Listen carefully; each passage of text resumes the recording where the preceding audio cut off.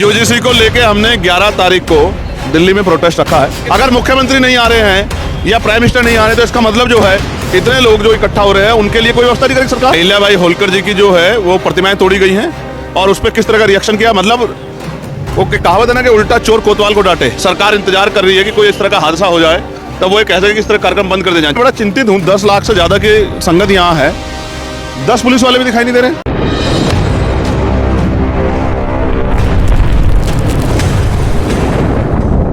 649 वर्ष पूर्व एक ऐसा प्रकाश पुंज जिनको दुनिया में जगत गुरु सतगुरु रविदास जी महाराज के नाम से जाना जाता है, वो पैदा हुए, अवतरित हुए और आज उनका 649वां प्रकाश पर्व पूरे भारत में और दुनिया में उनको मानने वाले लोग मना रहे हैं। मैं हर साल यहाँ आता हूँ, मत्था टेकता हूँ और उनका जो विचार था बेगमपुरा का, बेगम का मतलब होता है बिना गम का राज, जहाँ किसी की जिंदगी में कोई गम ना हो, ऐसा चाहूँ राज में जहाँ मिले सबनु अन्न और छोट बड़े सब समझ से गुरु रविदास रहे प्रसन्न।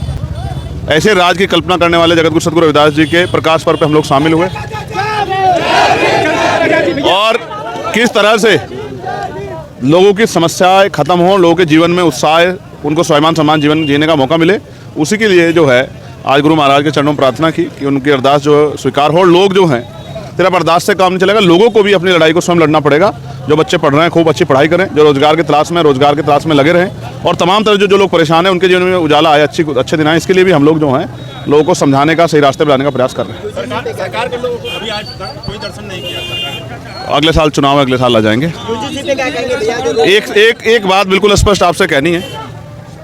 देखिए, मैं एक अधिवक्ता भी हूँ और एक जनप्रतिनिधि भी हूँ और मैं लोगों को समझता भी, संविधान को मानने वाला व्यक्ति हूँ। आपने भी देखा किस तरह का बुरा हाल है, व्यवस्था थी। मतलब छोटा सा कोई कार्यक्रम होता है किसी नेता का, 100, 200, 500 पुलिसकर्मी लगते हैं और मैं बड़ा चिंतित हूँ, 10 लाख से ज़्यादा की संगत यहाँ है, 10 पुलिस वाले भी दिखाई नहीं दे रहे। वो भी आज लगे केवल। जो काम पुलिस को करना चाहिए व्यवस्था का, वो काम यहाँ की संगत में जो आए हैं हमारे साथी, वो लोग कर रहे हैं। मैं ये बहुत बड़ी गैर जिम्मेदारी है। मुझे ऐसा लग रहा है सरकार इंतजार कर रही है कि कोई इस तरह का हादसा हो जाए तब वो ये कहते हैं कि इस तरह कार्यक्रम बंद कर दे जाए, जबकि सच ये है सरकार की जिम्मेदारी पे किसी भी धार्मिक उत्सव हो, किसी भी धर्म का, उसके लिए प्रॉपर व्यवस्था करें, ये सरकार की जिम्मेदारी है। अगर मुख्यमंत्री नहीं आ रहे हैं या प्राइम मिनिस्टर नहीं आ रहे तो इसका मतलब जो है इतने लोग जो इकट्ठा हो रहे हैं उनके लिए कोई व्यवस्था नहीं करेगी सरकार। ये बहुत बड़ी लापरवाही है, निराशजनक है। मैं यहाँ के अधिकारियों को कहूँगा इस तरह का व्यवहार किसी भी कीमत पर स्वीकार्य नहीं हुए, इसमें उनको अपने इस व्यवहार को परिवर्तन करना चाहिए।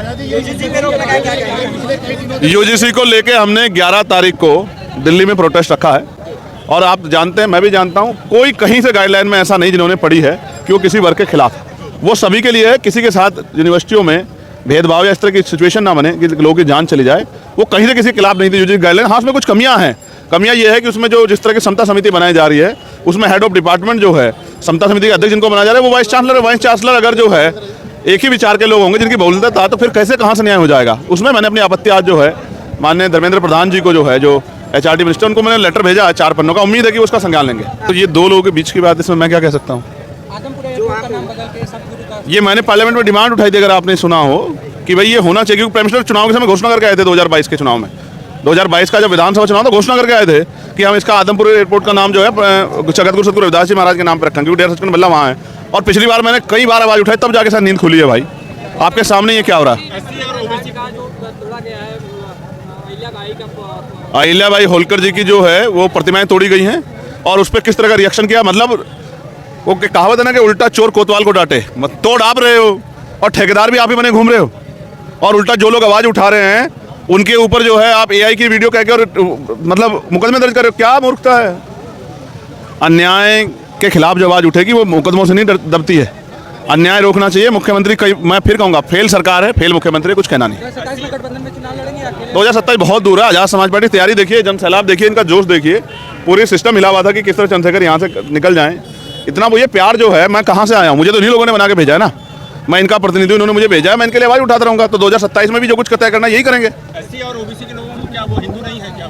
इसका जवाब तो वो देना जो हिंदू राष्ट्र की बात कर रहे थे और अब जैसे ही जो है यूजीसी की सिर्फ गाइडलाइन है। हमारे तो बच्चे मर गए, रोहित वेमुला, पायल तड़वी, डेल्टा मेघोल, हमारे तो बच्चे जो हैं यूनिवर्सिटियों में जो है संस्थागत हत्या होगी और एक गाइडलाइन आई है तो सारा भाईचारा खत्म हो गया।